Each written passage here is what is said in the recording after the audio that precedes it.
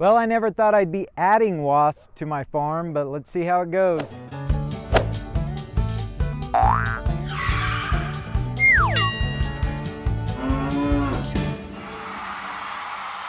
Hey guys, welcome back to Dexter Ranch. Like I said, I'm going to be adding wasps to the farm today, which sounds like kind of a crazy idea, but it's not what you think.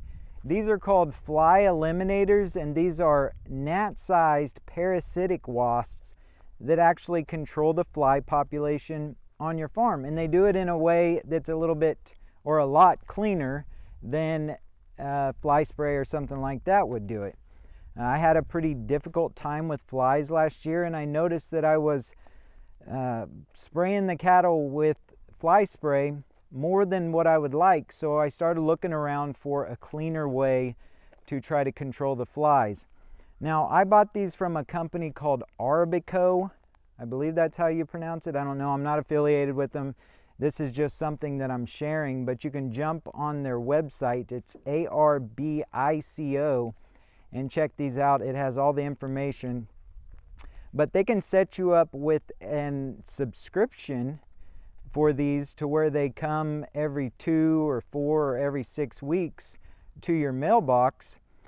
And that way you always have them coming. And the reason that you have to keep putting them in, now these will actually breed and reproduce by themselves. So once you introduce them to your farm, they're there for the remainder of that fly season.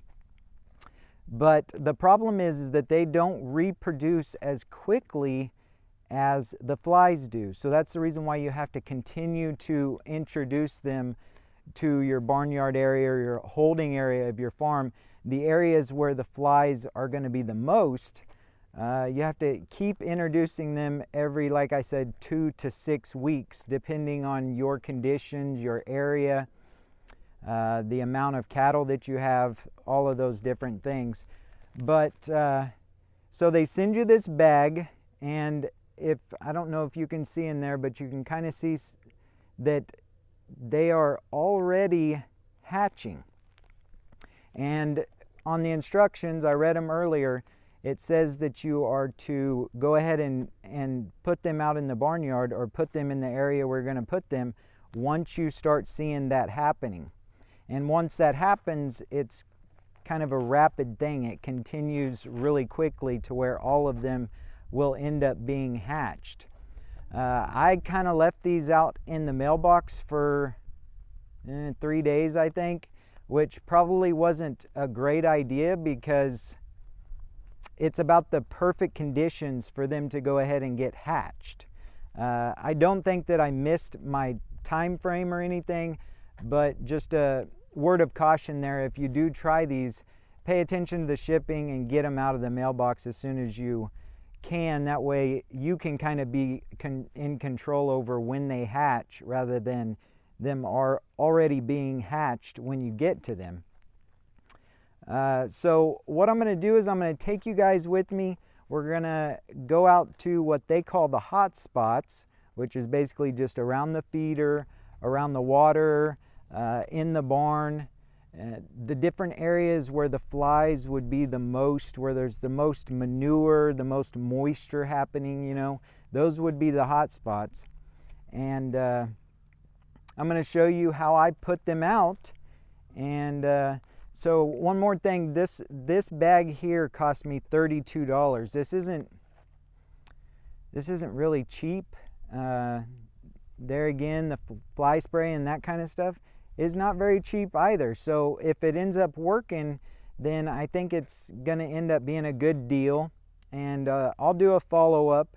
I'm going to try this for 2 or 3 months and see if I see a reduction in the fly population. I did not sign up for the subscription because it was one of those deals where I think you pay the whole thing, and I just want to give it a shot and just order a bag at a time. I'm going to try every 4 weeks 1 bag and just place it around the barnyard in the areas where I believe the flies would be reproducing the most. and see how it goes. So here we are at our first hot spot, and you can see some flies already. They actually recommend you to put this stuff out before you see the first fly. But I'm about a week late to hit that date, but that's okay. So what I'm gonna do is just make an indention in this pile of manure right here. And I'm just going to pour some of those in the manure, and just kind of, I'm not going to close it up. They're not looking for you to suffocate these things. They just want you to put them in a place that there's going to be a lot of flies. So that's my first one, just like that. We'll do a couple in here because this place is pretty bad on the flies. So same thing, maybe you guys will be able to see. So like I said, don't place it in a piece of manure that is very, very wet. This is pretty dry. I mean, it's still got some moisture to it, but it's you don't want to put them in like a pool of urine or anything like that.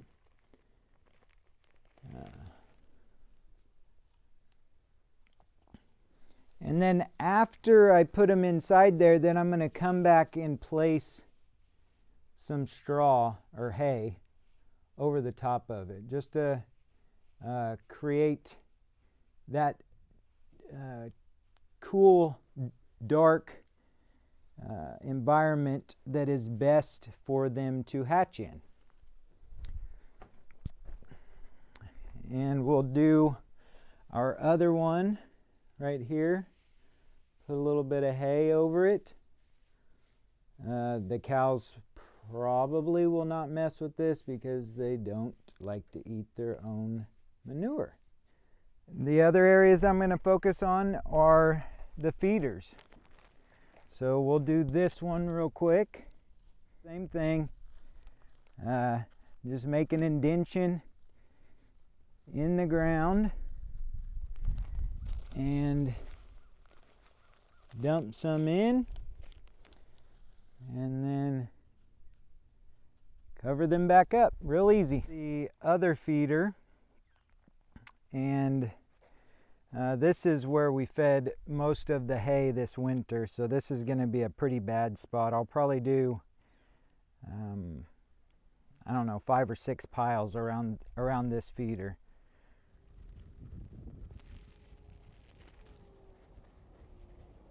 So it's as easy as that. I've got about a half of a bag left. I'm going to go ahead and finish this up, but I just wanted to show you guys and share that with you. Again, the name of the company is right there. It's called Arabico Organics. So jump on their website, check it out. It's got all the information I talked about in this video and more.